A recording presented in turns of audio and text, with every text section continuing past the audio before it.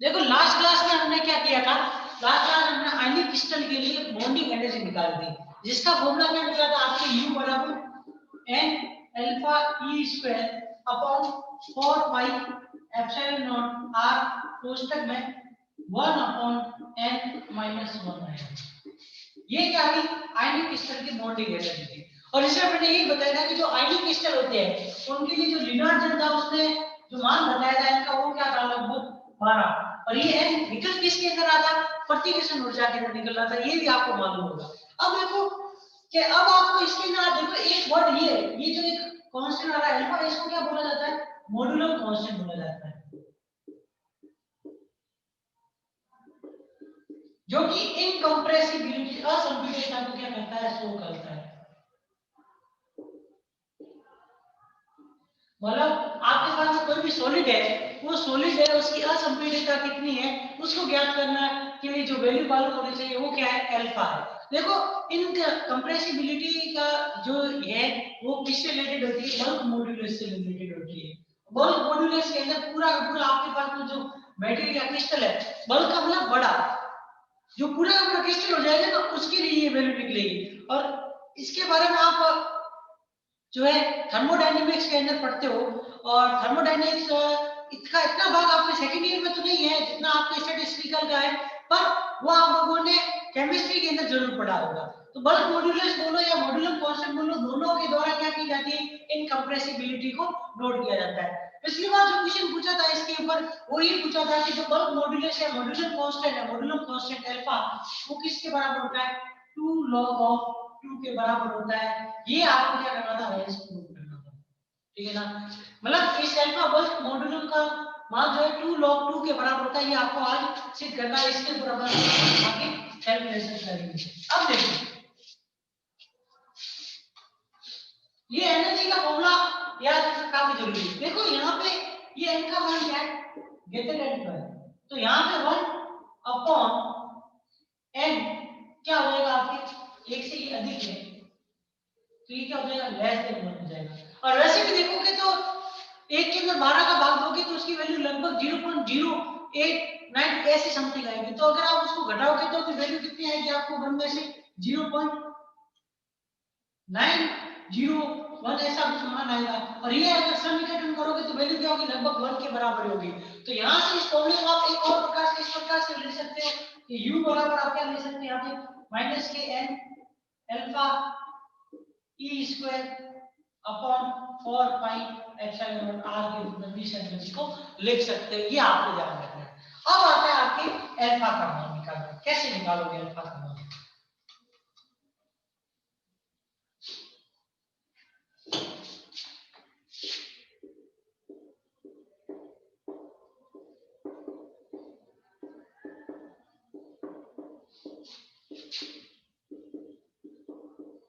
Modular नियतांक alpha का मान,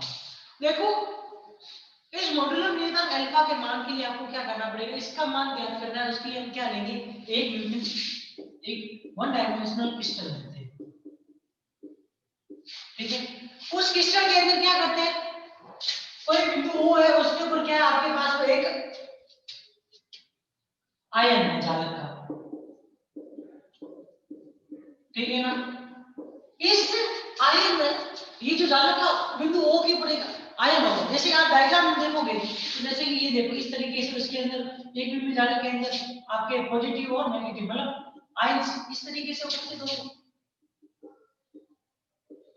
सभी के मध्य की डिस्टेंस क्या होगी, r r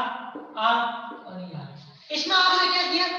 ये कोई बिंदु O के ऊपर क्या है, ये वाला O के ऊपर क्या है, एक आयन आपके है, ठीक है ना। इस O का अन्य वाले सभी आयनों के साथ में आपको क्या करना है, इंटरेक्शन ज्ञात करना है। और उन इंटरेक्शन को टोटली जोड़ोगे तब आपको क्या मिलेगी, सब पूरे क्रिस्टल की एनर्जी के बारे में, इंटरेक्शन एनर्जी के बारे में पता चलेगा। क्योंकि सिर्फ एक के साथ में करोगे तो सिर्फ वो क्या होगा, इस वाले के साथ में उसका इंटरेक्शन होगा, लेकिन सारे जितने भी चालक बिंदु उन सबके साथ में इंटरेक्शन देखोगे तो आपको पूरे क्रिस्टल के अंदर जो आयनों की इंटरेक्शन की एनर्जी के बारे में आपको पता चलेगा। तो ये देखो यहाँ पे ये है ओ बिंदु के ऊपर ये आ रहा है, इसका इसके साथ इंटरेक्शन होगा, इसका इसके साथ में इंटरेक्शन होगा, इसका इसके साथ में इंटरेक्शन होगा, इसका इसके साथ होगा, इसका इसके साथ होगा, ऐसे जितनी लंबी ये एक बिंदु की संरचना होगी उन सभी परमाणुओं के साथ कुछ ना कुछ इंटरेक्शन एनर्जी इसकी होगी, मतलब अन्य क्रिया कुछ ना कुछ इसकी होगी, उसका मान हमें ज्ञात करना है। तो देखो यहाँ से यहाँ तक ये r है, तो यहाँ से यहाँ तक ये वैल्यू क्या हो जाएगी 2r हो जाएगी। फिर और आगे बढ़ोगे तो वो कितनी वैल्यू हो जाएगी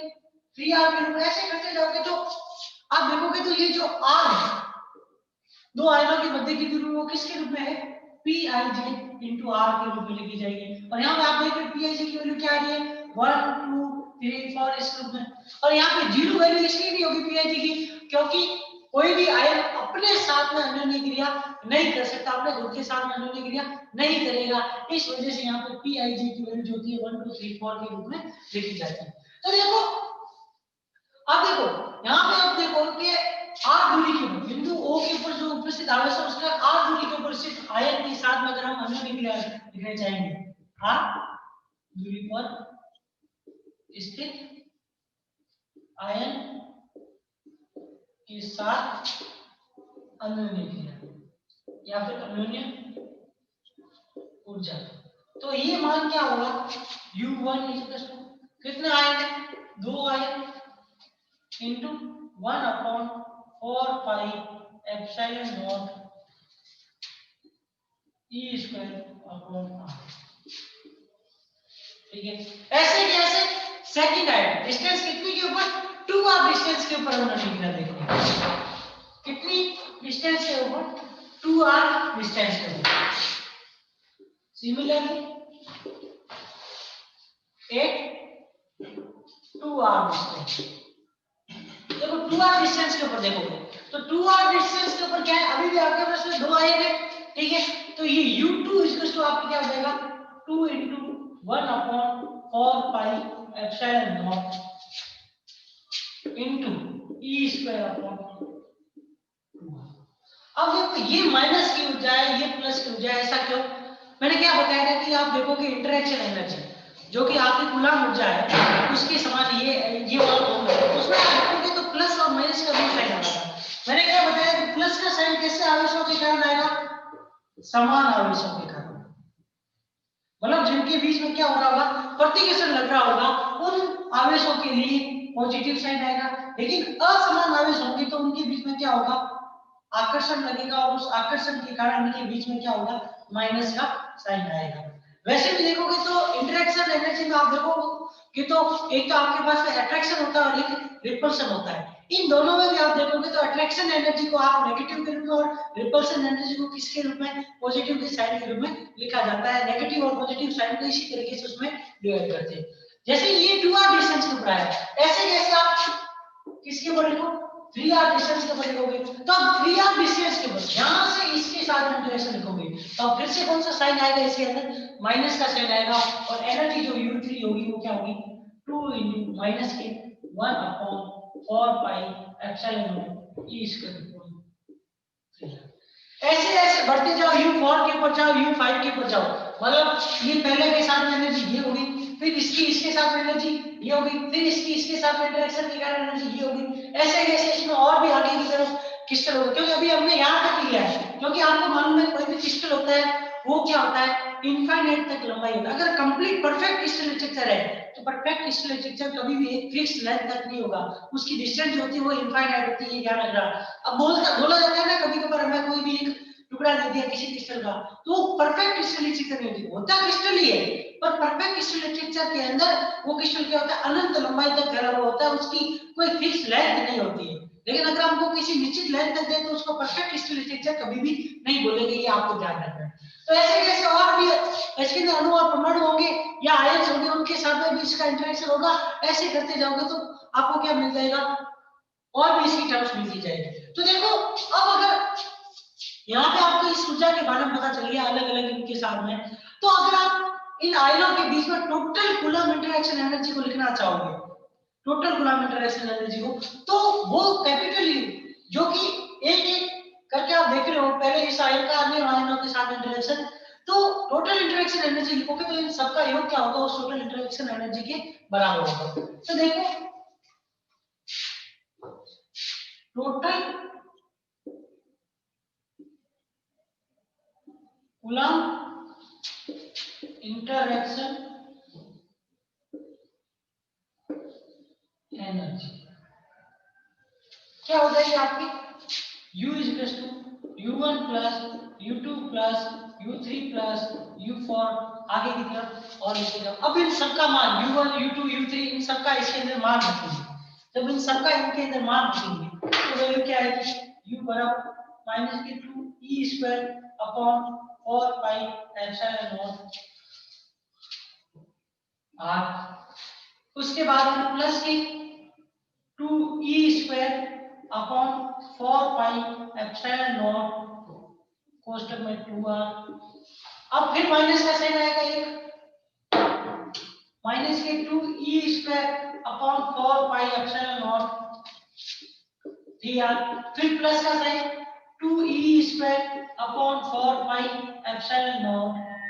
4r। ऐसे करते करते आप आगे की तरफ लिखते जाओगे तो 5r 6r 7r के रूप में ये क्या होगी एनर्जी के अंदर डिस्टेंस जो है दो आयनों के बीच की वो बदलती जाएगी, पर फॉर्मूला वही का वही यूज हो रहा है क्योंकि आपको मालूम है u बराबर क्या होता है कि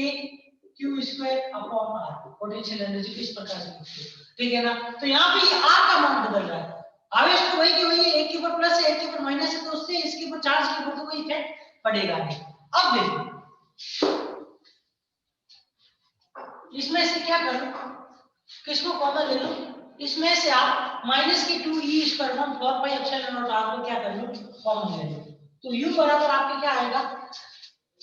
माइनस की 2e square upon 4 pi epsilon naught r को कॉमन लिया तो अंदर क्या आएगा 1 1 माइनस 1/2 प्लस 1/3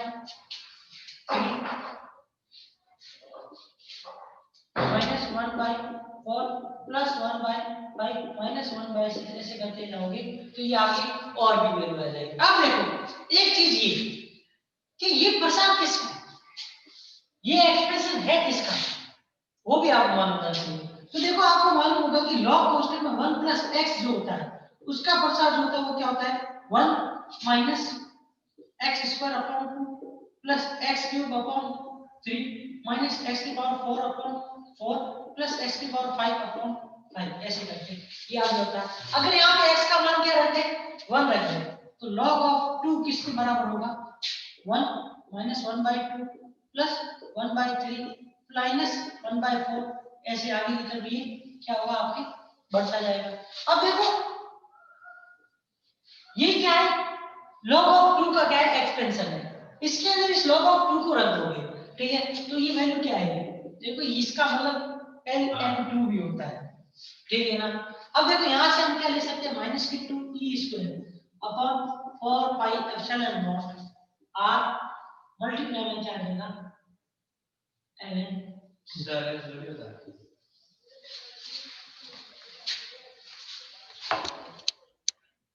अब देखो ये आपको क्या मिलेगी इंटरेक्शन एनर्जी मिलेगी दो आयनों के बीच में इस तरीके से कूलम्ब इंटरेक्शन एनर्जी। और अभी इससे पहले आपने जो इंटरेक्शन एनर्जी निकाली थी कल की क्लास में आयनिक क्रिस्टलों के मध्य उस एनर्जी का मान क्या था वो एनर्जी u बराबर क्या थी आपकी u बराबर alpha e square upon 4 pi epsilon naught r ठीक है ना। सिर्फ आप क्या कर रहे हो सिर्फ एक आयन का किसी अन्य क्रिस्टल के साथ में इंटरेक्शन देख रहे हो तो उस फॉर्मूला उसका जो फॉर्मूला होगा वो माइनस के alpha e square upon 4 pi epsilon naught r होता है और कोष्ठक में आपके क्या था 1 माइनस 1 अपॉन n ठीक है ना। और n की वैल्यू मैंने पहले बता दी जो थी वो क्या थी r आती तो आप 1 अपॉन n लिखोगे तो वो क्या होगा लेस देन 1 होगा और डिवाइड करोगे 1/12 का तो वैल्यू आएगी 0.08 इसके समथिंग आएगी तो ये करस्पॉन्डिंग इसमें से घटेगी तो वैल्यू 0.90 के समथिंग होगी और इसका सरलीकरण होने से वैल्यू क्या लिख सकते हैं वापस 1 के बराबर लिख सकते हैं। तो यहां से इंटरेक्शन एनर्जी जो आपके कल वाले क्लास में इसमें बताई थी आयनिक क्रिस्टल के लिए उसका फॉर्मूला क्या था माइनस के n alpha e square upon 4 pi epsilon naught r 1 minus 1 upon वो सारे क्रिस्टल के अंदर जितने भी आयन थे उन सबका आपस में इंटरेक्शन था उस वजह से वहां पे n मल्टीप्लिकेशन आ रहा था। पर यहां पे ओनली पर ओनली हम उस क्रिस्टल के एक आयन को ले तो यहां पे n की जगह पे वैल्यू क्या आ जाएगी कैपिटल n की जगह पे 1 और मल्टीप्लाई में क्या आ जाएगा u बराबर माइनस के alpha e square upon 4 pi epsilon r के रूप में लिखा जाएगा। अब एक इस ऊर्जा का और दूसरा इस ऊर्जा का आपस में क्या करोगे कंपैरिजन आपस में कंपैरिजन करेंगे वैल्यू का तो क्या लिखा जाएगा माइनस के अल्फा ई स्क्वायर और पाई एप्सिलॉन नॉट आर इसका क्या आ जाएगा माइनस के 2 e square upon 4 pi epsilon naught r l ये गया ये गया ये भी गया ये भी गया ये भी गया और ये भी गया। तो यहाँ से ये अल्फा का मान किसके बराबर है अल्फा बराबर 2 और ये वैल्यू जो होती है 1.383 ठीक है ना। ये पिछली बार मतलब पिछली बार नहीं ये 2016 के अंदर डायरेक्ट क्वेश्चन पूछा गया था कि सिद्ध कीजिए कि कोई भी आयनिक क्रिस्टल है उसके मॉड्यूलम नियतांक का मान जो होता है वो अल्फा बराबर क्या होता है 2ln2 के बराबर होता है। तो ये ध्यान रखना कि ये मॉड्यूलर कांस्टेंट बोलो या बल्क मॉड्यूलस बोलो दोनों एक ही है। वो किसको प्रदर्शित करते हैं इनकंप्रेसिबिलिटी असंपीड्यता को प्रदर्शित करते हैं किसी भी सॉलिड की। अब देखो जो न्यूमेरिकल क्वेश्चन है या फिर थ्योरेटिकल क्वेश्चन पूछो दोनों ही क्या होगा इसी थ्योरी से मिलकर ही बने थ्योरी से उठ के आएगा। इससे बाहर एक्स्ट्रा से कोई क्वेश्चन और पूछ नहीं सकता। या तो वो क्या कर सकता है आपको एनर्जी के लिए इंटरेक्शन एनर्जी है उसका कोई भी अलग तरीके का एक फॉर्मूला लिख देगा जैसे कि u r a upon r की पावर 6 और a upon b upon r की पावर 12 के रूप में ऐसा ही कोई एक और एनर्जी का कोई फॉर्मूला लिख देगा और उसमें बोल देगा कि ये इस तरीके का क्रिस्टल है तो इसकी किस जगह पे वैल्यू है जो r की किस वैल्यू के ऊपर इंटरेक्शन एनर्जी मिनिमम होगी किस जगह पे इंटरेक्शन एनर्जी मैक्सिमम होगी या फिर उसकी वैल्यू 0 होगी। तो इस टाइप का क्वेश्चन मैंने आपको पहले बता दिया कि ये जो स्टार्टिंग के दो टॉपिक है उसमें जो क्वेश्चन पूछा जाता है वो एनर्जी के अंदर यही पूछा जाता है कि r का मान किस r की वैल्यू के ऊपर इंटरेक्शन एनर्जी 0 होगी। साम्य अवस्था के अंदर मिनिमम एनर्जी का मान ज्ञात कीजिए या फिर r की वो वैल्यू ज्ञात कीजिए जिस जगह पे एनर्जी का मान मिनिमम होता है। इससे ज्यादा इसके अंदर और कुछ भी नहीं पूछेगा। अब आता है इसके अंदर दो और टाइप के क्रिस्टल होते हैं जैसे कि अभी हमने अक्रिय गैस क्रिस्टल पढ़ा था। तो उन अक्रिय गैस क्रिस्टलों के अंदर कौन सी बॉन्डिंग होती है उस बॉन्डिंग का क्या नाम है। दूसरी चीज ये कि दो और टाइप के क्रिस्टल होते हैं एक तो सहसंयोजक क्रिस्टल और दूसरा क्रिस्टल जो होता है आपके धात्विक क्रिस्टल होता है मेटालिक क्रिस्टल्स होते हैं। तो ये क्रिस्टल क्या होते हैं इन क्रिस्टल के अंदर बॉन्डिंग कैसी होती है उनकी एनर्जी क्या होगी बॉन्डिंग टाइट बॉन्डिंग होती है या लूज बॉन्डिंग होती है मतलब टाइट और लूज ये हो सकते हैं एनर्जी उनकी बॉन्डिंग ज्यादा होती है या कम होती है उसके बारे में भी आपको मालूम होना चाहिए। तो सबसे पहले आपके कौन सा क्रिस्टल आएगा सहसंयोजक या कोवलेंट क्रिस्टल्स आ जाएंगे।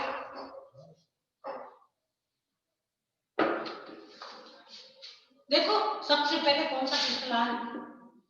सहसंयोजक।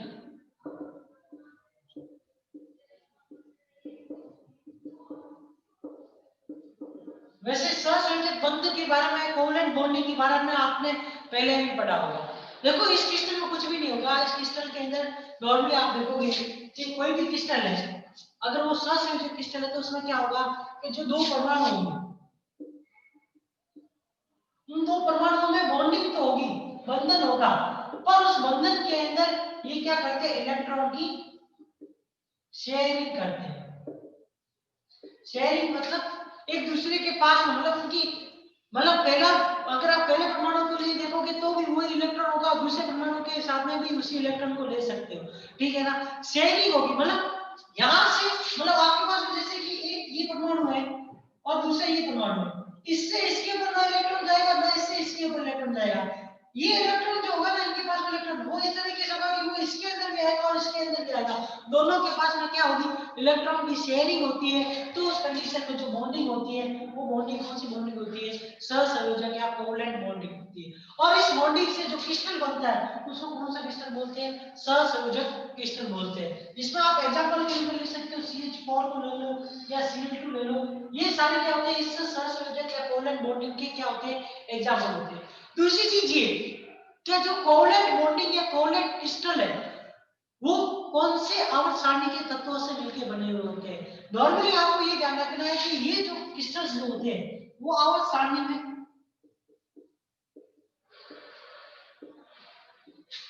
थर्ड फोर्थ और कौन से फिफ्थ ग्रुप से मिलकर बने होते हैं। मतलब थर्ड फोर्थ और फिफ्थ ग्रुप जो होगा उनके बीच में, उनके परमाणुओं के बीच में जो कोवलेंट बॉन्डिंग होती है, उनके निर्माण, उनकी सहायता से हमें क्या मिलते हैं, कोवलेंट क्रिस्टल्स की प्राप्ति होती है। ये इतना सा इसमें ध्यान रखना है। गवर्नमेंट डेफिनेशन कभी कभार पूछ लेता है कि सहसंयोजक क्रिस्टल किसे कहते हैं, तो आपको इतना ध्यान रखना है कि इन क्रिस्टलों के अंदर दो परमाणुओं के बीच में क्या होता है, इलेक्ट्रॉन की शेयरिंग होती है, ना कि यहाँ पे इन दो परमाणुओं के बीच में इलेक्ट्रॉन का एक जगह से दूसरी जगह पे स्थानांतरण होता है। शेयरिंग की वजह से न तो इनके ऊपर न धनायन बनता है, न ऋणायन बनता है, ठीक है ना, ये आपको ध्यान रखना है। पहले वाले के अंदर भी देखोगे तो वही इलेक्ट्रॉन मिलेगा जो कि दूसरे वाले में होगा। और दूसरी चीज ये कि इन प्रकार के इन क्रिस्टलों के अंदर जो ये बॉन्डिंग होती है, उस बॉन्डिंग के जो ग्रुप यूज किया जाता है क्रिस्टल का, मतलब आवर्त सारणी का, वो थर्ड, फोर्थ और फिफ्थ ग्रुप का इसमें यूज किया जाता है। अब उसके बाद में आती एक और बॉन्डिंग, वो है आपकी धात्विक क्रिस्टल या फिर उनकी बंधन ऊर्जा। अगला टाइप है आपकी धात्विक क्रिस्टल और उनका बंधन।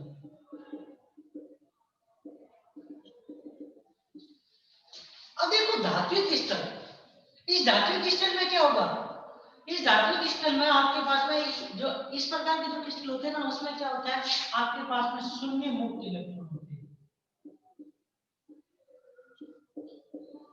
अब शून्य मुक्त इलेक्ट्रॉन से मतलब क्या है, जैसे कि आप देखोगे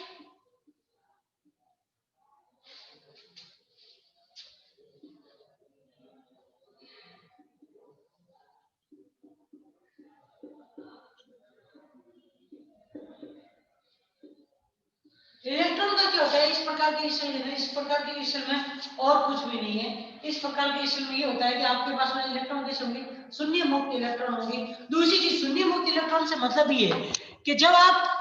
इन धातु क्रिस्टल को देखते हो तो इसमें क्या होता है, जो धातुओं के परमाणु या इनके अंदर जो एटम्स होते हैं, उन एटम्स के अंदर जो इलेक्ट्रॉन होते हैं उनका स्थानांतरण नहीं होता, एक जगह से दूसरी जगह पे ट्रांसफॉर्मेशन नहीं होगा, मतलब वो एक से दूसरे के ऊपर आदान प्रदान नहीं करेंगे। पर इसमें इलेक्ट्रॉन इस तरीके से होते हैं कि वो क्या होते हैं, इन सभी आयनों के ऊपर इस तरीके से आच्छादित रूप से, मतलब एक के ऊपर दूसरे के ऊपर इस तरीके से आपस में क्या होते हैं, शेयर टाइप में इस तरीके से वो होते हैं, जिसकी वजह से क्या होता है कि इसके ऊपर और इसके, इन दोनों के द्वारा इसके ऊपर क्या हो रहा होता है, एक प्रकार से बॉन्डिंग या फिर बल लग रहा होता है। उस वजह से यहाँ पे ये जो इलेक्ट्रॉन का होगा, ये क्या हो रहा है, एक प्रकार से आच्छादन हो रहा है, दोनों के ऊपर है, इसके ऊपर भी ये इलेक्ट्रॉन और इसके ऊपर भी ये इलेक्ट्रॉन है, ठीक है ना। उस वजह से क्या होता है, ये क्या हो जाता है, ये आच्छादन होता है ना, उस वजह से ये इलेक्ट्रॉन जो होते हैं क्या होते हैं, मुक्त हो जाते हैं परमाणुओं से।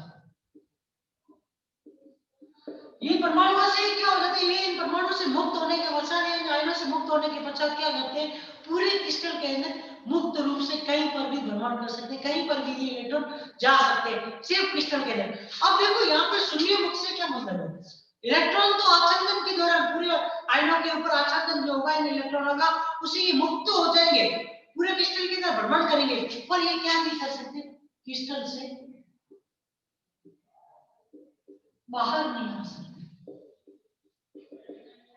क्रिस्टल के परमाणु या पूरे क्रिस्टल से बाहर नहीं आ सकते। जब ये क्रिस्टल से बाहर नहीं आ सकते ना,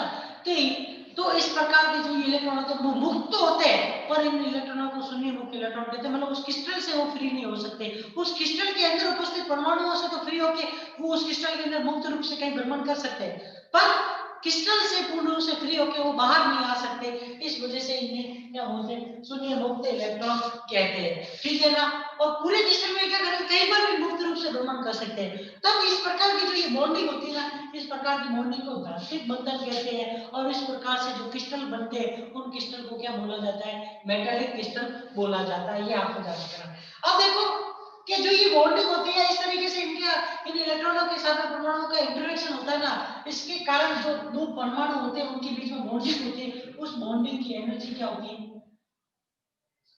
कम होती है, एनर्जी का मान कम होता है, मतलब ये एनर्जी जो बॉन्डिंग की एनर्जी होगी वो अधिक एनर्जी नहीं होगी, ये ध्यान रखना। बॉन्डिंग की एनर्जी कम होती है, साथ ही साथ में इसका मान क्या होता है, लगभग 1 से 2 इलेक्ट्रॉन वोल्ट के बीच में, ठीक है, 1 से 2 इलेक्ट्रॉन के बीच वोल्ट के बीच में होगा। दूसरी चीज ये कि इनमें भी नॉर्मली आप देखोगे ना, तो आपके पास में जो क्रिस्टल स्थिति तो ज्यादा से ज्यादा पाई जाएगी वो कौन सी, एफसीसी जालक, स्ट्रक्चर जो होती है वो क्या होती है, इनमें पाई जाती है। ठीक है, तीसरी चीज ये कि इनकी प्रॉपर्टी हम ये कह सकते हैं कि ये विद्युत रूप से क्या होते हैं,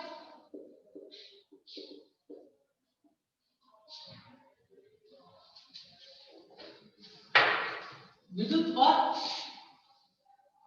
ऊष्मीय रूप से क्या होते हैं, चालक होते हैं। ठीक है, आपने टेम्परेचर बढ़ाया तो उस कंडीशन में क्या होगा, इसकी विद्युत चालकता का मान क्या हो जाएगा, डिक्रीज हो जाएगा। ठीक है ना।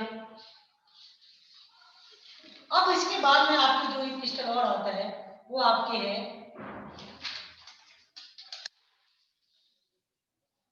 आयनिक क्रिस्टल या फिर वॉन डेर वाल क्रिस्टल्स। अब देखो इसके अंदर एक चीज ये कि जैसे ही आपने जो एक धातु क्रिस्टल में का प्रॉपर्टी ये है बची हुई इसमें कि जैसे ही आपने इसके ऊपर प्रकाश डाला तो प्रकाश डालने से ये क्रिस्टल जो है वो क्या होते हैं, चमक देते हैं या चमकना शुरू होते हैं, इनमें एक चमक सी आ जाती है, ये ध्यान रखना। ठीक है ना, ये इसके अंदर क्या है, इसकी कुछ प्रॉपर्टीज है। एक पहली प्रॉपर्टी इनकी बॉन्डिंग एनर्जी कम होगी, कुछ एनर्जी का मान लगभग 1 से 2 इलेक्ट्रॉन वोल्ट के बीच में होगा। दूसरी चीज ये कि ये विद्युत तथा उसमें चालक, उसमें रूप से क्या होता है, चालक होते हैं, लेकिन टेम्परेचर बढ़ा दे चालकता भी डिक्रीज हो जाएगी। किसकी, कौन से होने पर होने, विद्युत चालकता। इनकी क्रिस्टल स्ट्रक्चर लगभग जो पाई जाती है वो एफसीसी टाइप की पाई जाती है। और क्या करें, आपने आपने अगर लाइट की वेव रे का इसके ऊपर इंसिडेंट किया तो ये आपको क्या करेंगे, इनकी ये क्रिस्टल के अंदर क्या होती है, चमक सी पैदा होती है या ये चमकना शुरू हो जाती है। अब उसके बाद में जो और क्रिस्टल आते हैं वो क्रिस्टल होते हैं वॉन डेर वाल या फिर आणविक क्रिस्टल, मॉलिक्यूलर क्रिस्टल। और अक्रिय गैस क्रिस्टल जो थे वो इसी के एग्जांपल थे, ये ध्यान रखना। जो अक्रिय गैस क्रिस्टल है, अक्रिय गैस क्रिस्टल जो होते हैं उसमें जो बॉन्डिंग पाई जाती है वो कौन सी होती है, वॉन डेर वाल बॉन्डिंग होती है, वॉन डेर वाल बंधन होता है। इसलिए इन अक्रिय गैस क्रिस्टल को क्या बोला जाता है, वॉन डेर वाल क्रिस्टल या आणविक क्रिस्टल भी कहते हैं, ये ध्यान रखना। अब देखो वही की वही चीज कि आपके पास में जब वॉन डेर वाल क्रिस्टल को देखोगे या वॉन डेर वाल बॉन्डिंग देखोगे तो ध्यान रखना इस प्रकार के जो क्रिस्टल होते हैं उसमें क्या होता है, न तो इलेक्ट्रॉन की क्या होती है कि शेयरिंग होगी, न ही क्या होगा इलेक्ट्रॉन की स्थानांतरण संभव होगा। जब इलेक्ट्रॉन के ऊपर न तो शेयरिंग होगी न स्थानांतरण होगा तो उस कंडीशन में यहाँ पे क्या है, आयन तो बनते ही नहीं है। जब आयन ही नहीं बनेंगे तो द्विध्रुव आपन का मान क्या हो जाएगा, शून्य हो जाएगा। तो उस कंडीशन में इनकी इंटरेक्शन एनर्जी पहले भी बताया था कि जो ऐसे क्रिस्टल होते हैं उनकी इंटरेक्शन एनर्जी कैसे ज्ञात की जाती है, वैसे ही इनकी इंटरेक्शन एनर्जी को ज्ञात करने के लिए हमें इसके अंदर क्या करना पड़ता है, सिर्फ इनमें एक क्या होता है, क्षणिक टाइम के लिए, तात्क्षणिक समय के लिए इनमें क्या होता है, द्विध्रुव उत्पन्न होता है। और इन द्विध्रुवों के मध्य या इन क्षणिक द्विध्रुव के मध्य जो बल लगता है वो बल कौन सा होता है, वॉन डेर वाल बल होता है। इसलिए इन क्रिस्टल को कौन से क्रिस्टल बोला जाता है, वॉन डेर वाल क्रिस्टल या फिर अक्रिय गैस क्रिस्टल भी कहते हैं। दूसरी चीज ये ध्यान रखना कि ये जो बॉन्डिंग होती है इस प्रकार के क्रिस्टल जो होते हैं वो क्या होते हैं, निम्न ताप के ऊपर, उच्च ताप के ऊपर नहीं निम्न ताप के ऊपर ये क्रिस्टल पाए जाते हैं। और इसका सबसे सिंपल एग्जांपल आप अक्रिय गैस क्रिस्टल भी बोल सकते हो, ये आपको ध्यान रखना है। तो ये ध्यान रखना कि अगर आपको पूछा जाता है कि अक्रिय गैस क्रिस्टल नॉर्मल एक नंबर में पूछ दिया जाए कि अक्रिय गैस क्रिस्टल के अंदर कैसी बॉन्डिंग पाई जाती है, तो ये ध्यान रखना अक्रिय गैस क्रिस्टल में वॉन डेर वाल या फिर आणविक बॉन्डिंग इसके अंदर पाई जाती है, ये इतना आपको इसमें ध्यान रखना है। ठीक है ना। अब इसी के साथ में जो आपकी ये सेकंड यूनिट है, इस सेकंड यूनिट में जो इसका फर्स्ट पार्ट है कि मतलब जो अलग अलग किस टाइप की जो क्रिस्टल के बीच में जो बॉन्डिंग होती है उसकी इंटरेक्शन एनर्जी क्या होगी, ठीक है ना, उससे रिलेटेड ये टॉपिक खत्म हो चुका है। अब क्या है आपके जो नेक्स्ट क्लास है उसमें क्या होगी, उस जो इसके अंदर आगे यूनिट में चलेंगे वो क्या होगा, आपके पास में इनके अंदर इनके बीच में जो ऑसिलेशन होता है तो उस ऑसिलेशन की आवृत्ति या फिर उनकी जो पोजीशन वगैरह क्या है उसके बारे में, जो इनकी जो दोलन होते हैं उसके बारे में हमें पढ़ना है।